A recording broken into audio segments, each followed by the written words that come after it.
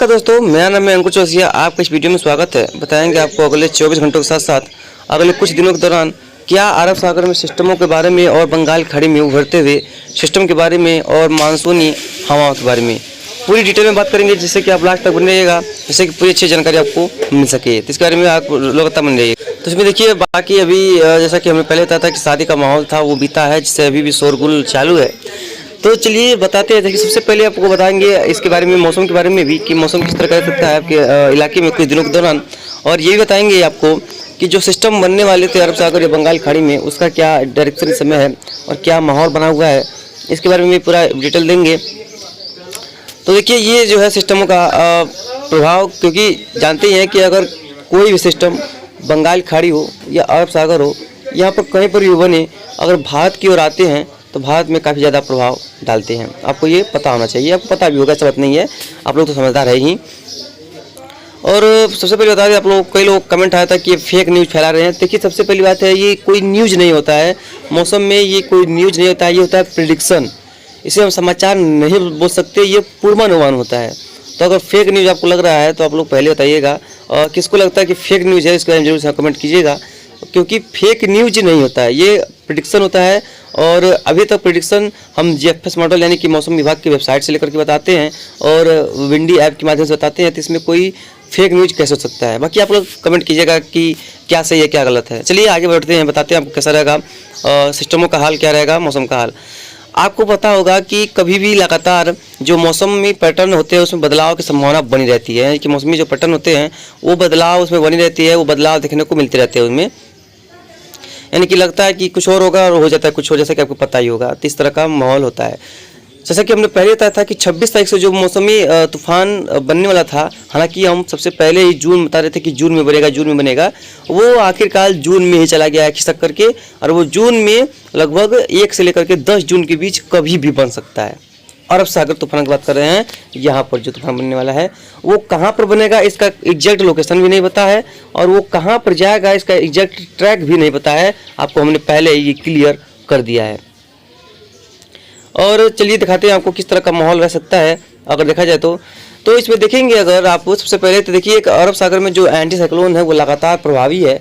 आप देख पा रहे होंगे यहाँ पर जो लगातार प्रभावी एंटी साइक्लोन बना हुआ है, और ये मानसूनी हवाओं को काफ़ी तेज़ी से रोक रहा है।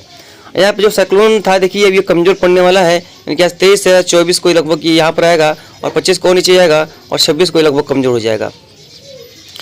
27 के आसपास देखेंगे आप लोग मानसूनी हवाएं जो काफ़ी तेज़ी से यहाँ पर बढ़ने लगेंगी मेडागास्कर की ओर। उसके बाद धीरे धीरे जब 29-30 के जाएंगी तो ये हवाएं जो है भारत की तरफ भी बढ़ती हुई आपको नज़र आएंगी।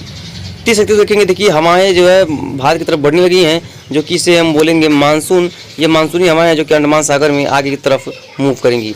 हालांकि एक साइक्लोन यहाँ पर भी बन रहा है, देख पाएंगे यहाँ पर इस जगह पर, लेकिन इसका जो कोई ज़्यादा खास प्रभाव इस पर हमारे मानसून पर नहीं पड़ेगा। हालांकि केरल में आने में इस ज़रूर से मानसून में ये देरी कर सकता है, देरी पहुँचा सकता है, क्योंकि जब ये हवाओं को खींचेगा तो मानसूनी जो हवाएं हैं वो अंडमान निकोबार में तो आ जाएंगी, लेकिन केरल में पहुँचते पहुँचते इनमें काफ़ी समय लग सकता है। तो ये मतलब रहा हमारा अंडमान सागर का हाल। हालांकि यहाँ पर जो एक सिस्टम बनने वाला था, आप देखे थे लगभग 28-30 के आसपास यहाँ पर एक सिस्टम आपको नज़र आ रहा था, यहाँ पर दिखा रहे हैं आपको, लेकिन वो सिस्टम अब नहीं बनेगा, क्योंकि ये जो साइक्लोनिक जो चक्रवाती तूफान है उसको अपने आप में मर्ज कर लेगा। यानी कि जो यहाँ पर बनने वाला सिस्टम था, जैसा कि हमने पहले बताया था उसके बारे में, तो ये जो तूफान बन रहा है, ये तूफान उसको जो है अपने अंदर ही, यानी कि यहाँ पर जो तूफान बनना था उसको अपने अंदर ही मर्ज कर लेगा, मिला लेगा, जिसकी वजह से यहाँ पर जो तूफान बनने वाला था, जो सिस्टम बनने वाला था, डिप्रेशन की कैटेगरी तक जाने वाला था, जैसा कि हमने बताया था, वो अब नहीं बनेगा। हालांकि यहाँ पर एक कोई जीएफएस मॉडल का संकेत है कि यहाँ पर कुछ ना कुछ तो एक्टिविटी देखने को जरूर मिलेगी, क्योंकि जब देखिए जीएफएस मॉडल देख लेते हैं, इसमें देखिए जीएफएस मॉडल दिखाता है, कैसा दिखा रहा है, देखिए यहाँ पर कुछ ना कुछ एक्टिविटी देखने को जरूर मिलेगी, क्योंकि जब यहाँ पर एक्टिविटी होगी तभी यहाँ पर वर्षा बढ़ती हुई नज़र आ रही है बंगाल की खाड़ी में, जो मौसम विभाग ने भी हमको दिखाया है। बाकी अब चलिए बात करते हैं अरब सागरीय तूफान की। तो अरब सागरीय तूफान की अगर बात किया जाए तो देखिए यहाँ पर आज लगभग हवाओं का रफ्तार यहाँ पर बढ़ रहा है, और ये लास्ट दिन चल रहे हैं। यहाँ पर मानसून तो बहुत तेज़ी से आगे बढ़ रहा है। देखिए यहाँ जैसे मॉडल दिखा रहा है कि ये केरल भी मानसून पहुँच सकता है लगभग, और अंडमान सागर में भी मानसून पहुंच सकता है। हालांकि केरल में हवाएं अभी कमज़ोर हैं, लेकिन देखिए अंडमान सागर में हवा की रफ्तार काफ़ी तेज़ी से बढ़ चुकी है, जो कि मानसून के लिए काफ़ी ज़्यादा सपोर्टिंग कर सकती है, मानसून को सपोर्ट कर सकता है आगे बढ़ने के लिए। आपको इसमें नज़र आ रहा होगा कि अरब सागर में कोई भी सिस्टम बनता दिखाई नहीं दे रहा है 1 तारीख के आसपास, लेकिन आपको हम बताते चलें कि ऐसा बिल्कुल नहीं है।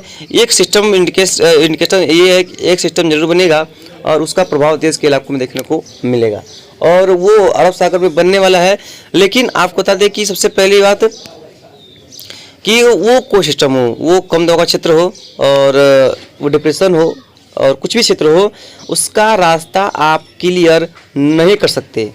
हमने आपको पहले बताया था, और कुछ लोगों का कमेंट यही आ रहा था कि क्या इसका ये भारत के महाराष्ट्र में लैंडफॉल करेगा, भारत के गुजरात में लैंडफॉल करेगा, ये लोग कमेंट करते हैं। तो देखिए ऐसा बिल्कुल नहीं है। आप मान लीजिए अगर सिस्टम यहाँ पर बनता है, हालांकि इसका कोई डायरेक्शन, इसका कोई स्थिति कंफर्म नहीं है, तो ये कहीं भी जा सकता है।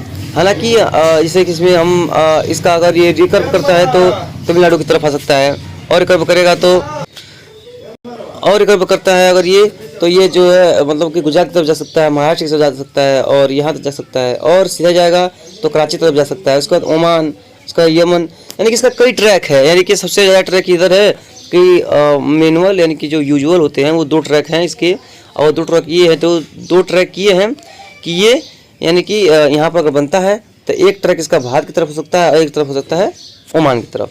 हालांकि इसके पाकिस्तान जाने की भी संभावना जरूर से बनी रहती है, लेकिन उसकी संभावना काफ़ी कम रहती है, और अधिकतर संभावना इसकी जो होती है वो ओमान और यमन की तरफ होती है, और कुछ ये तूफान भारत की तरफ भी आते हैं।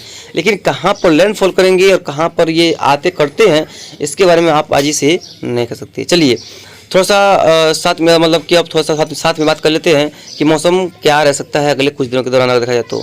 देखिए एक ट्रफ बन चुकी है यहाँ पर, देखिए ट्रफ है, और इसके वजह से आज पूर्वी उत्तर प्रदेश में कई इलाकों में लाइटनिंग स्ट्राइक के साथ साथ काफ़ी भयानक लाइटनिंग स्ट्राइक हो रही थी, काफ़ी तेज स्थिति डैमेज थी और स्थिति काफ़ी गंभीर थी और काफ़ी ज़्यादा माहौल गड़बड़ बन गया था। तो उसके बारे में वीडियो हमने बनाया है, उसमें भी लास्ट में ऐड कर देंगे, आप देख लीजिएगा। काफ़ी स्थिति ख़राब थी, और हालांकि उस समय हम हल्का फुल्का भी बादल चढ़ रहे थे, लेकिन जब बादल ने गरजना शुरू किया, बारिश शुरू हुई, तब हम वीडियो नहीं बना पाए क्योंकि काफ़ी ज़्यादा भयानक स्थिति बनी हुई थी और काल वैसाखी जैसी स्थिति यहाँ पर पैदा हुई थी। स्थिति काफ़ी गंभीर थी, काफ़ी भयंकर लाइटनिंग हो रही थी, जिससे कि डर सा माहौल बन गया था। तो यहाँ पर बारिश फिर से होने वाली है कई इलाकों में, 24-25 को तो कई इलाकों में झमाझम बारिश की संभावना बन रही है। बाकी आगे आप देख सकते हैं अगला जो वीडियो हमने बनाया है। धन्यवाद।